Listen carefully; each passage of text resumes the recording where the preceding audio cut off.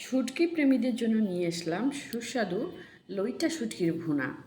মুখে রুচি না থাকলে অথবা একঘেয়েমি খাবার খেতে খেতে সবাই যখন বিরক্ত, তখন এই লইট্টা শুটকি এইভাবে ভুনা করে দেখতে পারেন কতটা সুস্বাদু। আর যারা শুটকি রান্না করতে পারেন না, এইভাবে রান্না করে দেখুন, কোনো গন্ধ লাগবে না এবং খুবই মজা করে শুটকি খাওয়া যাবে।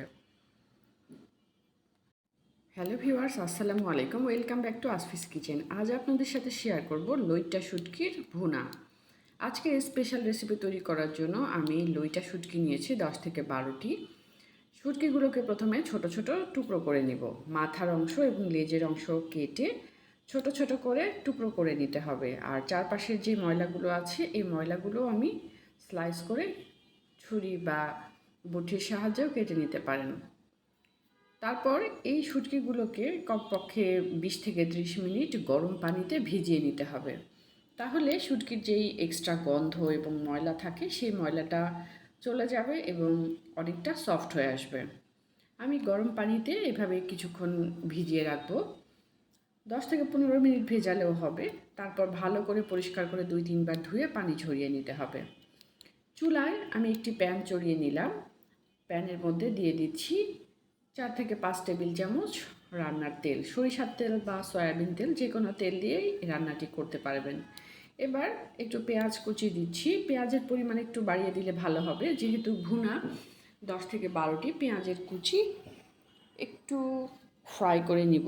যখন একটু কালারটা গোল্ডেন কালার হয়ে আসবে, এখানে আদা বাটা, রসুন বাটা 1 চা চামচ করে ব্যবহার করব। তারপর একটু ভাজা ভাজা হয়ে গেলে বাকি মশলাগুলো একে একে আমি এখানে দিয়ে দিব। রান্নাতে সাধারণত যেই মশলাগুলো ব্যবহার করা হয় এই মশলাগুলোই দিব, তবে মশলাটা যেন পুড়ে না যায় তাই 1 কাপ পানি দিয়েছি। লবণ, হলুদের গুঁড়া, মরিচের গুঁড়া, জিরার গুঁড়া, ধনে গুঁড়া সহ সব মশলাগুলো ভালো করে কষিয়ে নিলাম।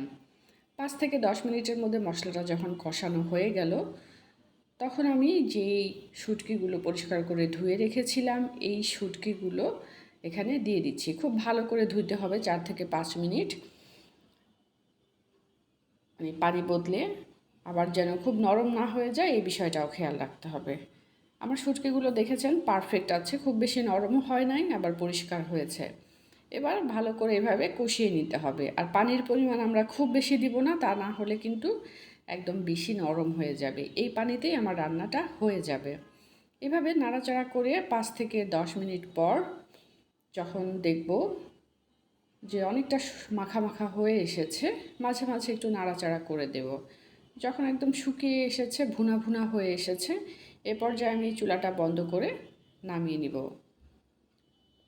রান্না হয়ে গেল এবং এক্সট্রা কোনো পানিও নেই, দারুণ ফ্লেভার বের হচ্ছে। ঝটপট রান্না হয়ে গেল সুস্বাদু শুটকি ভুনা। এভাবে যে কোনো শুটকি ভুনা আমরা তৈরি করে নিতে পারি। এবার পছন্দ মতো একটি ডিশে আমরা সার্ভ করে নিতে পারি। এভাবে শুটকি রান্না করলে কোনো রকম গন্ধও লাগবে না এবং যারা শুটকি খেতে পছন্দ করেন না তারাও শুটকি রান্না করে খেতে পারেন। আর যারা শুটকি প্রেমী এভাবে ট্রাই করে দেখতে পারেন রেসিপিটা। ওয়াও, দারুণভাবে রেডি হয়ে গেল সুস্বাদু শুটকি। এভাবে লইট্টা শুটকি ভুনা তৈরি করে গরম গরম ভাতের সাথে দুপুরে বা রাতে খেতে দারুণ মজা লাগবে। ভিডিওটি কেমন হয়েছে কমেন্ট বক্সে জানাবেন। বেশি বেশি লাইক এবং শেয়ার করবেন। দেশ বিদেশের বিভিন্ন ধরনের রান্না দেখতে চোখ রাখুন আসফিস কিচেনে। আমাদের সঙ্গে থাকার জন্য এবং ভিডিওটি দেখার জন্য ধন্যবাদ।